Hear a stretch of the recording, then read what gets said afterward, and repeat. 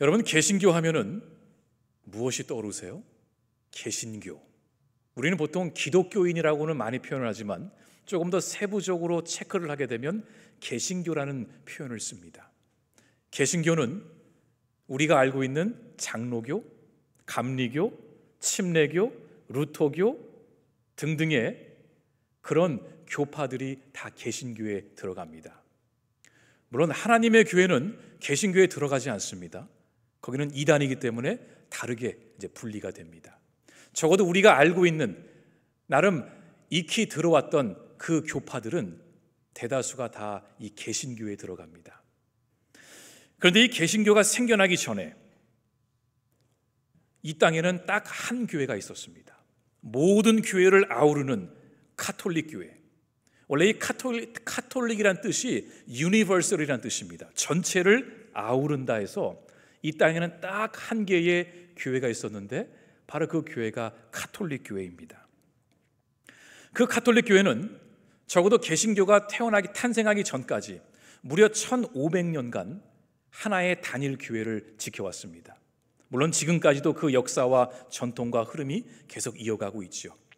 하지만 개신교가 탄생하기 전까지 적어도 1500년간 이 카톨릭은 한 번도 빠짐없이 지켰던 하나의 예배 예식이 있었습니다. 그것은 바로 성만찬이었습니다. 오늘 우리가 바로 나눈 그 떡과 잔을 나눈 그 성만찬이었죠. 초대교회의 시작부터 계속 이어갔던 그 성만찬.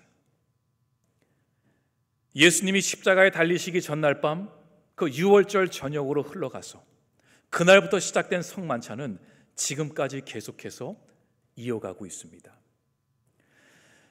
처음 예수님이 제자들과 함께 빵을 나누시고 잔을 나누셨을 때에 뭐라고 말씀하셨냐면 나를 기억하라 그러셨어요. 이 떡을, 이 잔을 이것만 기억하는 것이 아니라 나를 기억하라 그러셨어요. 그 이유는 바로 그 다음날 십자가에 달려 돌아가실 예수님의 그 살과 피로 말미암아 우리 모두가 새로운 생명을 얻을 것을 예수님은 말씀하셨습니다. 그래서 우리가 함께 모이기에 힘쓰고 우리가 모일 때마다 이 떡과 잔을 나누는 이유는 우리가 왜 이 자리에 모였는지, 우리가 왜 부름을 받았는지, 예수님이 왜 이 땅에 오셨는지, 예수의 제자로 살아가는 것이 무엇인지, 더 나아가 우리에게 주어진 하나님의 사명이 무엇인지를 기억하라고. 그냥 예수님이 십자가에 달려 돌아가신 것이 아니라고. 그 이유가 있었고 우리에게 주시는 사명이 있음을 기억하라고 말씀하셨습니다. 다시 말해 십자가의 은혜를 잊지 말라고 하신 겁니다. 여러분, 십자가의 은혜를 기억한다는 것은 그냥 단순하게 2000년 전에 예수님이 십자가에 달려 죽으셨지, 그리고 부활하셨지, 그걸로 끝나는 것이 아닙니다. 십자가의 은혜를 기억한다는 것은 그 어느 누구도 아무리 도덕적으로 윤리적으로 뛰어난 사람일지라도 이 죄로 말미암아 다 죽을 수밖에 없지만 예수 그리스도의 십자가의 은혜로 말미암아 우리에게 새로운 생명이 주어졌다는 것입니다. 그래서 우리 믿는 자들에게는 태어난 생일이 있고 세례를 받은 그 날짜가 또 있습니다. 영적으로 태어난 날을 기념하는 거죠. 십자가의 은혜를 통해 새 생명을 얻게 된 것, 더 나아가 새로운 생명이 주어졌으니 그 생명에 합당한 삶을 살아가는 것, 그 은혜에 합당한 삶을 살아가는 것을 잊지 말라는 것입니다. 우리에게 주어진 생명은 거저 준 것이 아니기 때문에, 그냥 생명이 남아 돌아서 그냥 준 것이 아니라 저와 여러분을 위해 주님이 십자가에 달려 돌아가셨음을 잊지 말라고. 새로운 생명이 주어졌으니 하나님의 사명을 붙들고 하나님의 백성답게 살아가는 것을 잊지 말라고 예수님은 나를 기억하라 그러셨습니다. 바로 그 십자가의 은혜로 변화된 자들이 모여서 초대교회가 탄생하게 됩니다. 한 사람, 두 사람, 세 가정, 네 가정, 그 숫자가 불어나면서 로마 제국 전역으로 이 가정교회들이 퍼져나가기 시작합니다. 초대교회는 뜨겁게 열정적으로 내적으로 외적으로 부흥하기 시작했습니다. 그런데 시간이 지나면서 이 가정교회였던 이 교회가 그만 초대형 교회가 되어버리고 말았습니다. 제도화가 되어버린 거죠. 그리고 교회는 세상을 좌지우지하는 곳이 되어버렸습니다. 모든 권력과 부를 움켜쥐고 나니까 교황은 제일 낮은 곳에 있어야 할 그 사람이 결국은 하나님이 있어야 할 자리까지 올라가게 됩니다. 마치 로마 제국의 황제가 된 것처럼 유럽의 전역을 이 교회가 흔들기 시작합니다. 욕심은 더 큰 욕심을 낳는 것처럼 교회도 점점 커지면서 더 많은 욕심을 부리기 시작했습니다. 더 많은 일들을 하기 위해, 더 높은 교회 건물을 짓기 위해 더 많은 돈이 필요했습니다. 그래서 교회는 결코 절대로 하지 말아야 할 행동을 하고 맙니다. 그것이 바로 면죄부였습니다. 죽은 사람도 돈을 내면 천국에 가게 할 수 있다. 이미 죽었지만 돈을 좀 주면, 헌금을 좀 내면 그 영혼도 살릴 수 있다. 구원받을 수 있다. 이 가르침은 그 당시 성경을 읽지 못했던 성도들, 수많은 성도들, 그들의 귓가에 너무나 달콤하게 들렸습니다. 우리 어머니 교회 못 나가시고 돌아가셨는데 어떡하지? 헌금을 내면 우리 어머니를 천국으로 보낼 수 있다 하니 누가 마다하겠습니까? 그렇게 교회는 돈을 모아가기 시작했고 계속해서 면죄부를 팔기 시작했습니다. 더 나아가 교회의 사제들은 교인들이 성경을 읽지 못한다라는 그 약점을 이용해서 더 많은 교리들을 만들고 왜곡시킴으로 잘못된 길로 인도했습니다. 이제 교회는 십자가의 은혜를 가르치는 공동체가 아니라 거대한 종교 집단이 되어버린 것입니다. 교회도 자칫 잘못하면 종교 집단이 될 수 있습니다. 모든 교회가 다 똑같은 교회는 아니더라고요. 그렇게 교회는 점점 불어나고 커지고 욕심은 욕심을 낳고 동시에 교회는 점점 타락하기 시작했습니다. 교회가 언제 타락하고 변질되기 시작했을까요? 십자가의 은혜를 잊어버리는 순간부터 교회는 쇠퇴하기 시작했습니다. 내가 주님 앞에서 어떤 존재인지를 잊어버리는 순간 우리는 타락하기 시작합니다.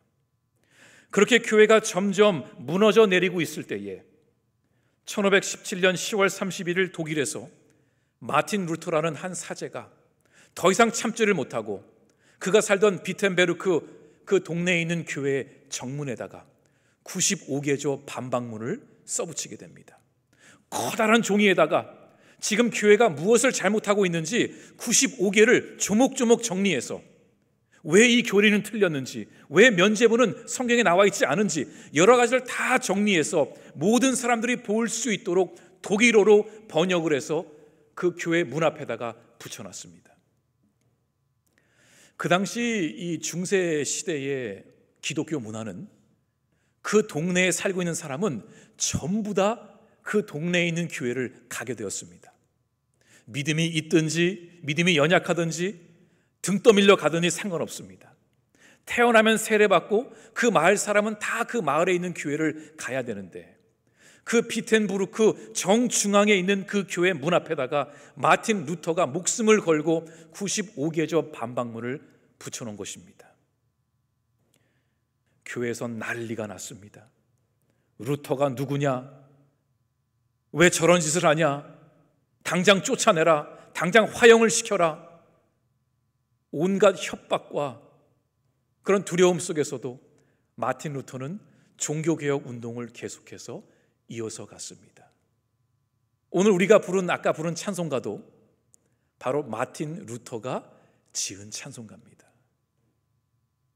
마틴 루터가 주장했던 것은 죄사함은 돈으로 살 수 있는 것이 아니라 오직 예수 그리스도의 은혜로 받는 것이며 절대로 인간의 행위로 얻을 수 없다고 반박했습니다. 오직 의인은 믿음으로 살리라, 그 로마서의 말씀을 붙들고 성경의 말씀이 진리임을 붙들고 그 거대한 로마 카톨릭 교회에 맞서 그는 홀로 싸우기 시작했습니다. 썩은 고름은 짜내야 하는 것처럼, 마치 루터를 기다리고 있었던 것처럼 이 루터가 95개의 반박문을 내자마자 유럽 전 지역에서 이 종교개혁 운동이 시작된 것입니다.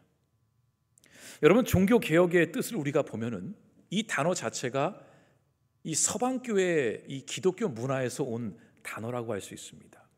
영어로 Reformation이라고 그러죠.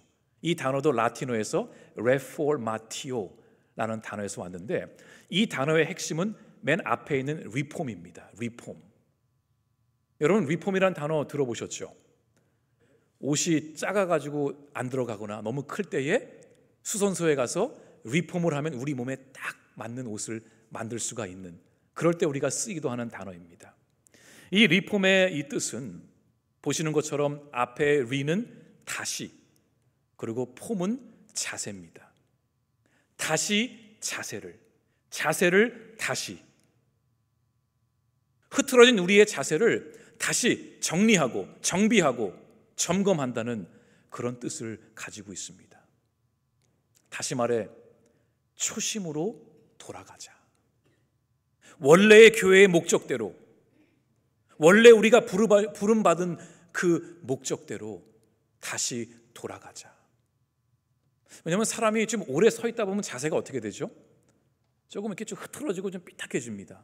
그럼 그때 얼른 다시 자세를 딱 잡고 서 있는 것처럼 리폼, 개혁하다, 다시 교회를 원래의 모습대로, 우리의 신앙을 원래의 모습대로 돌리자. 그런 의미에서 이 종교개혁 운동이 시작이 된 것입니다.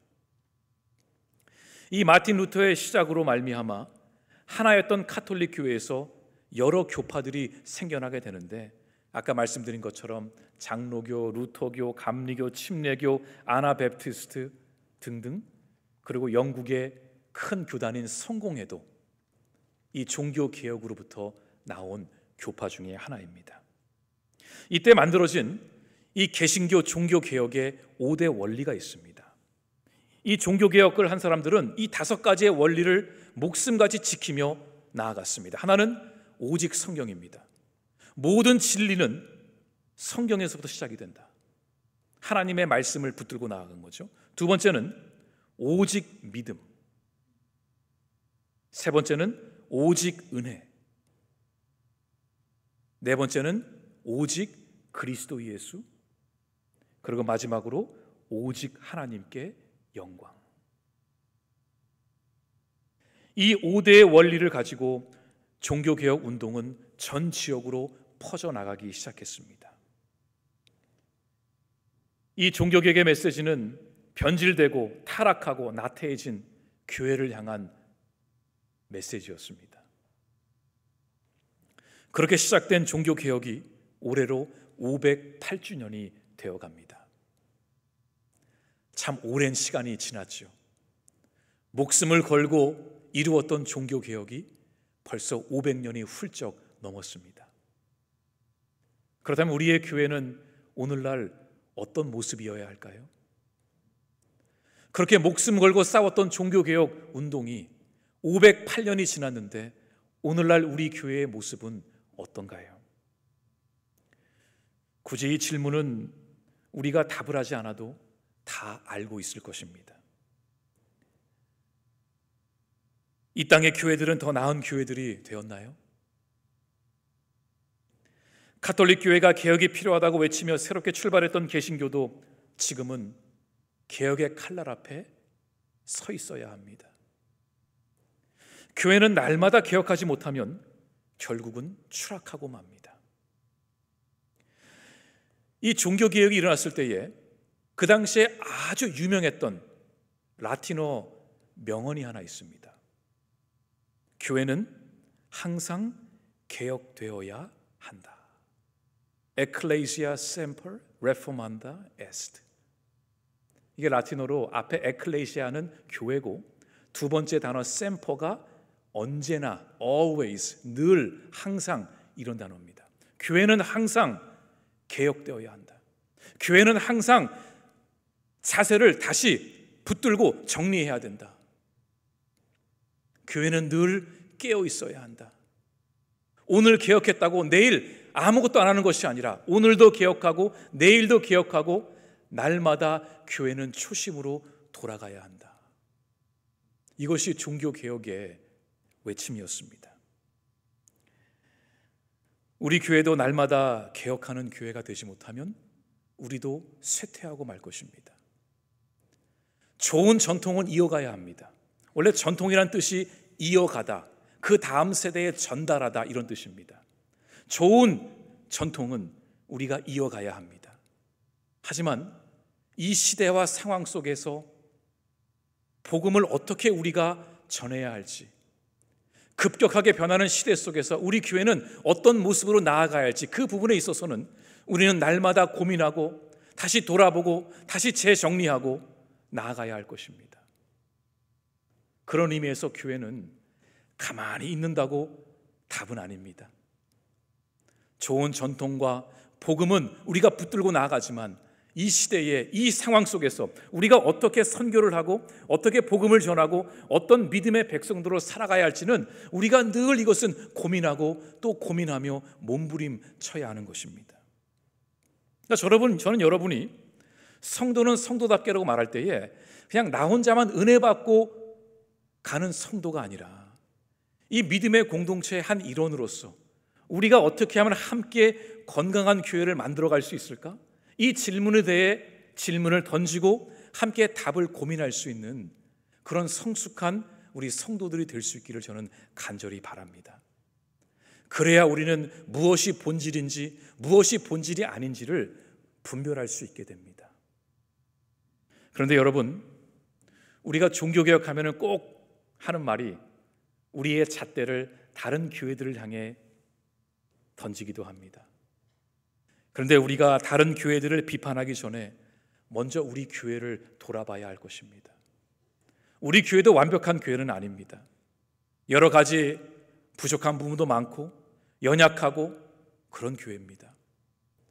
먼저 우리 교회를 돌아보고 우리 교회는 지금 잘 세워져 가고 있는지 우리 자신, 우리 공동체를 스스로 돌아볼 수 있어야 할 것입니다.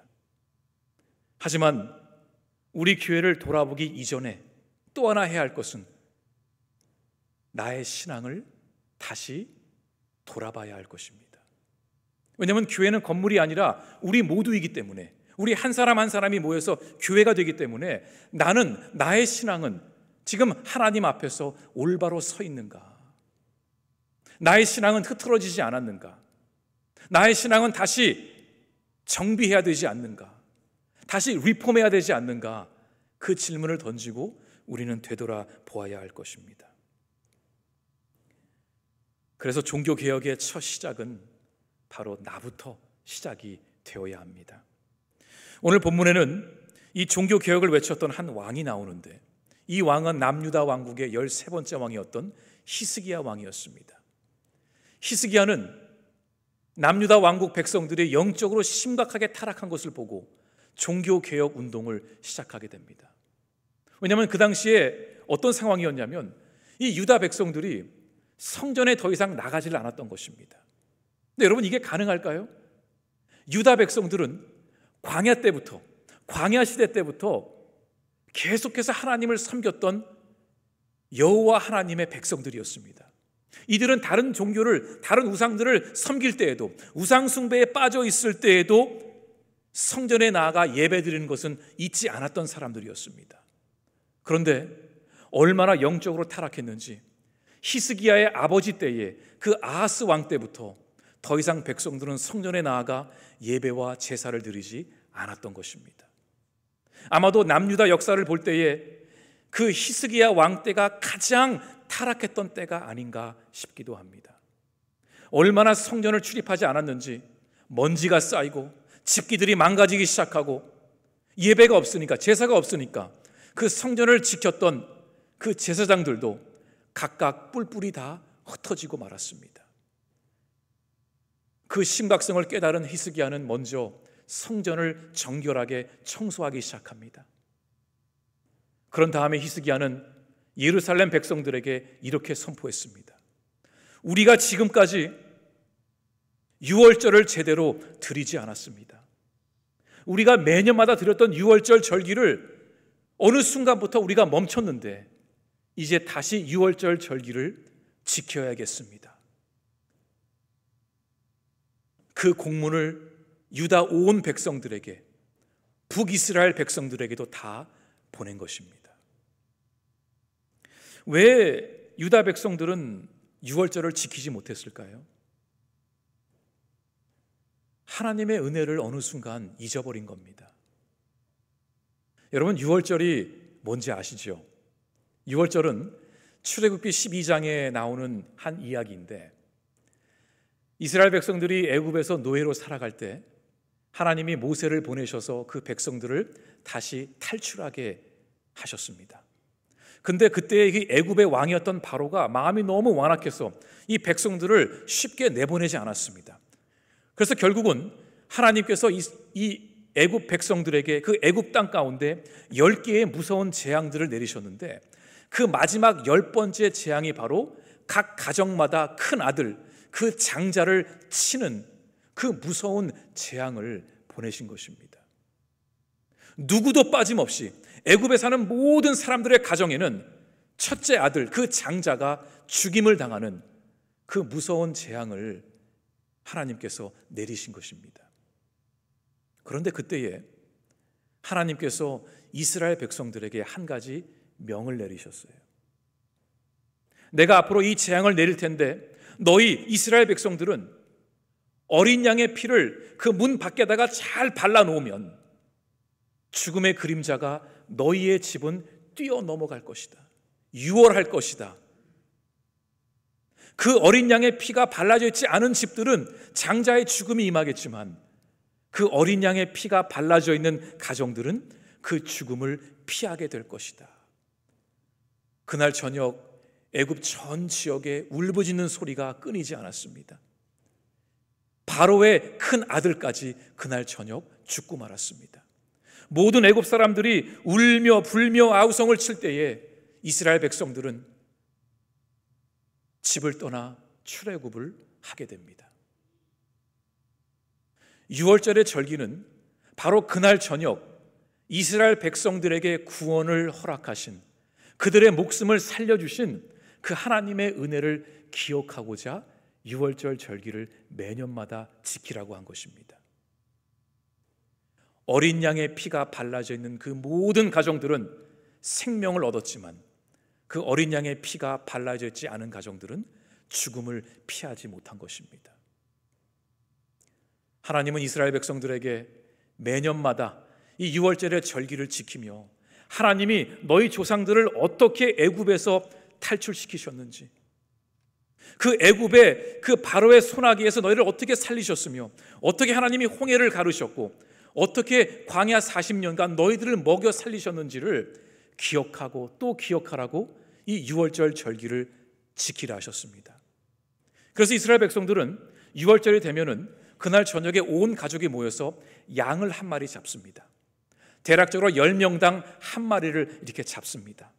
그런데 그 유월절의 그 시작 자체가 급하게 애굽을 떠나야 하는 상황 속에 먹었던 음식이기 때문에 양을 얼른 잡아서 빨리 먹고, 빵에도 누룩을 넣지 않은 무교병, 그 누룩 없는 빵을 만들어서 그걸 먹으며, 그 음식을 먹을 때에는 신발을 신고 가방을 챙기고 옷을 입은 채 얼른 먹고 애굽을 탈출해야 했던 그 기억을 되살리기 위해 그렇게 매년마다 절기를 지켰습니다.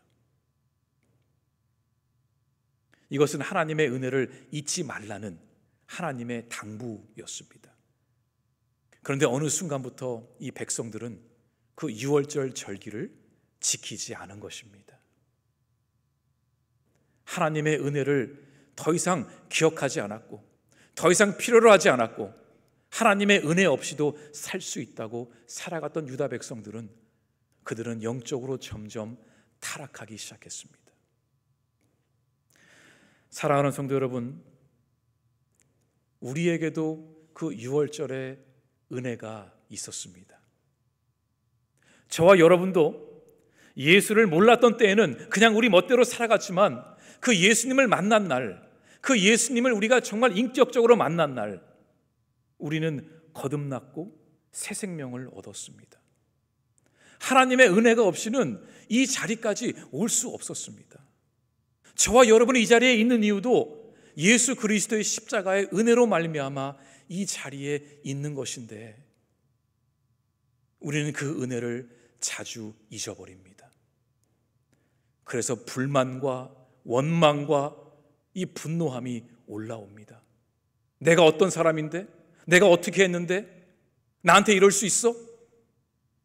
내가 중심이 되어 나의 그 이기적인 마음이 올라오기 시작합니다.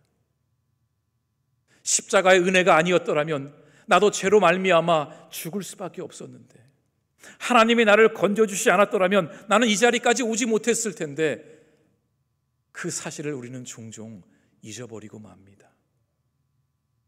사랑하는 성도 여러분, 우리가 십자가의 은혜를 기억할 때마다 주님은 우리의 마음에 어린 양의 보혈의 피를 발라주십니다. 우리가 하나님의 은혜를 기억할 때마다 주님은 우리에게 새로운 생명을 부어주십니다.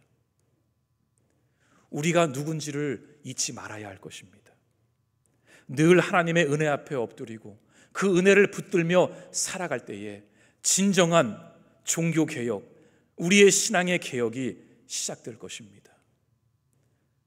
우리가 신앙생활을 하면서 제일로 무서운 게 뭔지 아세요? 교만함입니다. 교만함.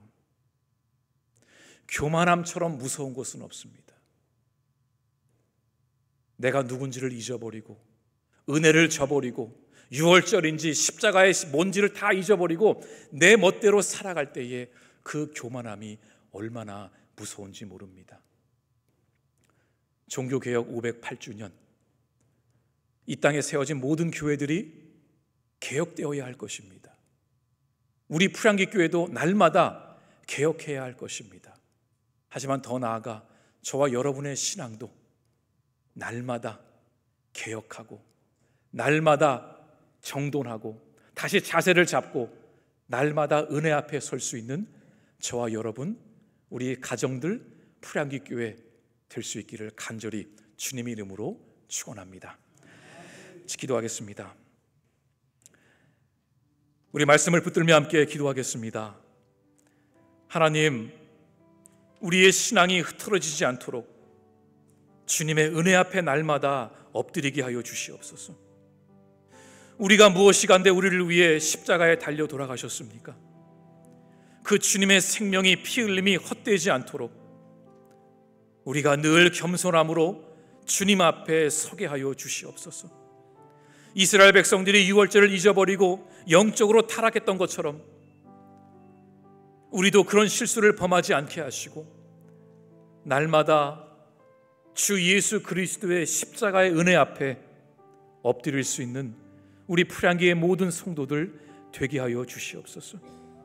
우리 가정에 십자가가 세워지게 하시고 우리의 일터 가운데 십자가가 세워지게 하시고 이 나라 이 민족 가운데에 예수 그리스도의 십자가가 세워지게 하여 주시옵소서. 우리 함께 말씀을 붙들며 함께 결단의 기도 드리겠습니다.